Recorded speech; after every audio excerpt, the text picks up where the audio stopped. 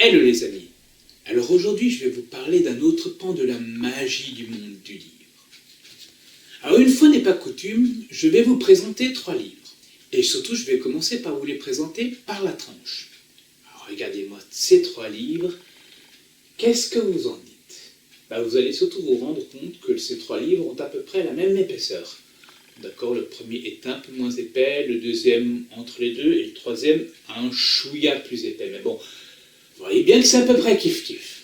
Alors maintenant, je vais vous les présenter face caméra. Alors le premier, c'est La voix de mon père de Brigitte Le Chanteur aux éditions M+. Le second, c'est La chute des géants de Ken Follett aux éditions Robert Laffont. Et le troisième, c'est arrivé en avril aux éditions de chez moi. Bref.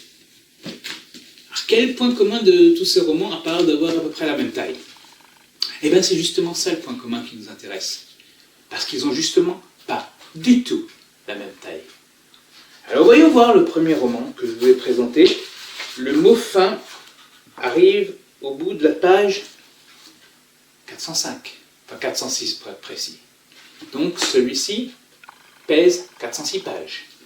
Celui qui était le plus gros, là, le mien, à peine plus gros, on est d'accord, hein, à peu près, je peux vous les remontrer l'un à côté de l'autre, et peut-être, allez, 10-15% de différence.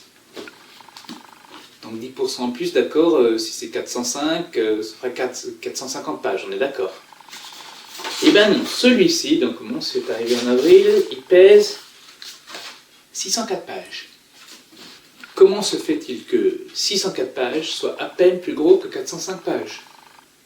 Maintenant, je vais encore vous montrer mieux. Celui-ci, vous voyez, il est même un peu plus étroit que mon avril. Hein. Si vous regardez bien, on les met l'un au-dessus de l'autre, il est un... Ouais, on va dire c'est kiff-kiff. Combien de pages, à votre avis, fait le Ken Follett, là? Alors, on va regarder ça. Je prends les dernières pages, je dois nouveau une fois enlever mes lunettes. Page 997. Je vous raconte pas des conneries. Hein. Je vous le montre là. Hein. 997. Hop. Donc un bouquin de 997 pages. Un bouquin de 405 pages. Vous voyez bien que quand même celui d'en dessous, il n'est pas 2 fois plus gros que le premier. Alors, quel est le tour de passe-passe qui a bien rendu ça possible? Eh bien, ce tour de passe-passe, ça s'appelle le grammage. C'est-à-dire l'épaisseur du papier. Celui-ci, donc le roman de Brigitte, a du papier bien épais. Alors certes, c'est très agréable au toucher, mais ça donne des bouquets épais. Alors imaginez que celui-ci a été imprimé, un papier de celui-ci, il pèserait...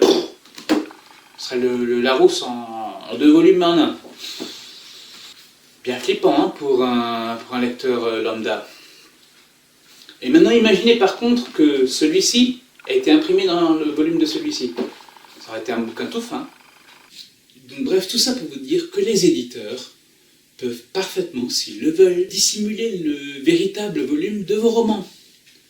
Ce qui fait que, amis auteurs, ne vous censurez pas sur les longs romans, parce qu'avec un petit peu d'astuce, on peut parfaitement les rendre digestes aux yeux du public.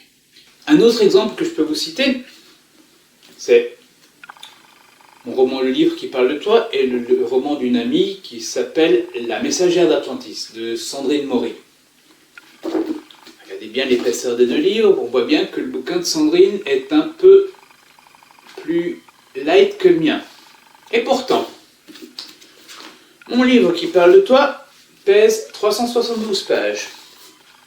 Le bouquin de Sandrine, voyons voir, 368. 368, 374, vous êtes d'accord, c'est kiff-kiff. Pourtant, vous regardez bien l'épaisseur. Celui de Sandrine est quand même largement plus fin que le mien. Pareil, magie du grammage.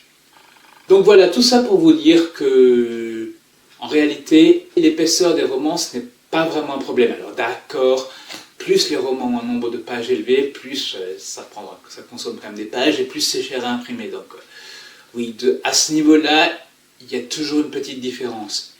Mais le côté, attention, les gros romans font peur aux gens. Ça, franchement, vous pouvez vous en... Voilà, pour pas dire plus. Parce qu'honnêtement, les éditeurs de nos jours ont franchement les moyens de cacher le véritable volume de vos romans. Donc, conclusion aussi, la prochaine fois que vous verrez un roman dans les rayons, ce n'est pas parce qu'il est relativement peu épais qu'il n'est pas complet, et ce n'est pas parce qu'il est relativement gros qu'il est vraiment... que c'est un pavé, quoi. Donc,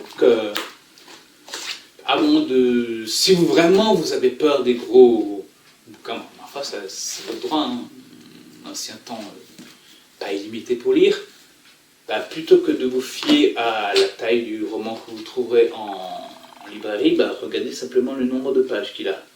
Sans oublier qu'il y a encore d'autres méthodes qui permettent de cacher le volume réel, par exemple la taille des polices de caractère, le choix de présenter les chapitres en enfilade ou pas, donc enfin voilà.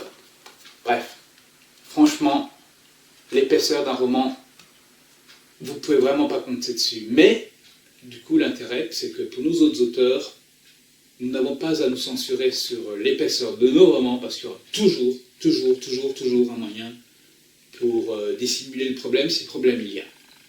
Voilà. Donc j'espère que cette petite incursion dans les coulisses du monde de l'édition vous aura plu, et puis donc je vous dis à ciao, à une prochaine vidéo.